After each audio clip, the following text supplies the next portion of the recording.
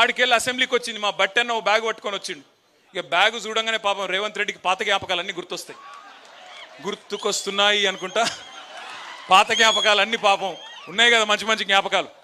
So ఆ bag పట్టుకొని చూస్తే ఆ బ్యాగ్ ఓపెన్ చేస్తే ఏమున్నది, బ్యాగ్ తెరిస్తే కేసీఆర్ అహంకారం అని, దొర అని, ఇదని అదని అడ్డం పొడుగు మాట్లాడి, యూట్యూబ్లో పనికిమాలిన చెత్త మాట్లాడి, పనికిమాలిన తిట్లని తిట్టి, ఇష్టం వచ్చిన విష ప్రచారం చేసి, ఇవాళ అదే యూట్యూబ్ వాళ్ళని గుడ్డలు కూడా తీసుకొడతా అంటున్నాడు ముఖ్యమంత్రి.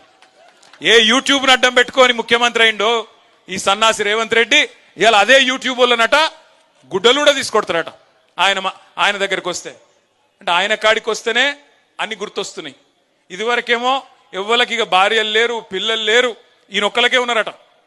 ఇదివరకేమో ఎవరిని పడతా వాళ్ళని ఏది పడతా అనొచ్చు.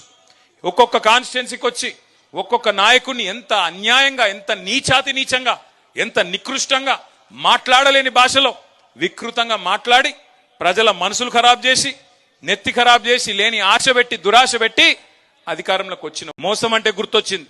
నిన్న బడ్జెట్ అయిపోయింది, బయటికి వస్తున్నా, పేరొద్దులే కానీ ఒక కాంగ్రెస్ సీనియర్ ఎమ్మెల్యే కలిసి నేనన్నా, ఏమన్నా 100 రోజులు అంటిరి, ఏమైనా 6 గ్యారంటీలు అన్నా. 100 రోజులు అన్నా, మొదటి 100 రోజులు అనలేదు కదా, ఆఖరి 100 రోజులు ఇస్తామంటుండు. ఇవన్నీ ప్రజలకు చెప్పాలి. ఆఖరి 100 రోజులు ఇస్తారట. అంటే ఎంత లంగలో చూడురిగా మీరు.